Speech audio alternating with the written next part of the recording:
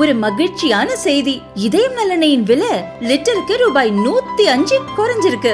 September 2023ல 1 litre இதயம் நல்லெண்ணெயின் அதிகபட்ச விலை ரூபாய் 503. ஆனா இப்ப 1 லிட்டர் இதயம் நல்லெண்ணெயின் விலை ரூபாய் 398 மட்டும்தான் தமிழ்நாட்டுல. அப்ப இனிமே எல்லாரும் இதயம் நல்லெண்ணெய் வாங்கலாம் இல்ல? 2 ஸ்பூன் போதும் உங்க பிரச்சனைகளை கட்டுப்படுத்த. லயன் டேட் சிரப், தினமும் 2 spoon lion date syrup. Lion date syrup. நாடு முழுதும் லோக்சபா தொகுதிகள் மறுசீரமைப்பு செய்யப்பட்டால் தமிழகத்தில் மட்டும் 8 லோக்சபா தொகுதிகள் குறையும் நிலை ஏற்படும் என்று கூறப்படுகிறது. இந்த விவகாரத்தில் கட்சி பாகுபாடின்றி தமிழக உரிமையை மீட்டெடுக்க வரும் 5ஆம் தேதி அனைத்து கட்சி கூட்டம் நடத்தப்படும் என்று முதல்வர் ஸ்டாலின் அறிவித்துள்ளார்.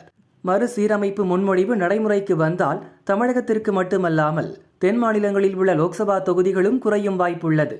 எனவே தென் மாநிலங்களிலும் இப்பிரச்சனையை முன்னிறுத்தி மத்திய அரசுக்கு எதிராக போராட்டங்களை நடத்த வேண்டும் என திமுக தலைமை கருதுகிறது.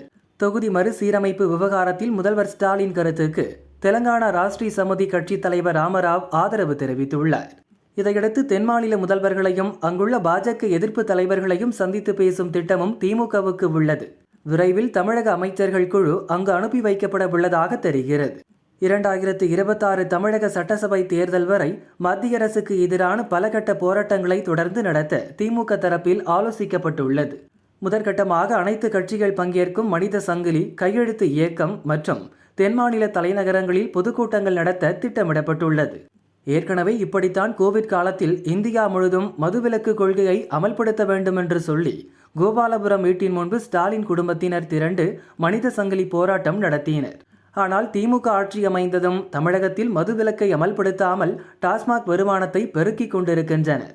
எந்த கருத்திலும் உறுதியாக இல்லாமல் பெயரளவுக்கு மனித சங்கிலி உள்ளிட்ட போராட்டங்கள் நடத்துவது திமுகவின் வாடிக்கை. அதே போலதான் இப்போதும் தொகுதி மறுசீரமைப்புக்காக மனித சங்கிலி போராட்டம் நடத்த திமுக அழைக்கிறதோ என சந்தேகம் தெரிவிக்கின்றனர் எதிர்க்கட்சியினர்.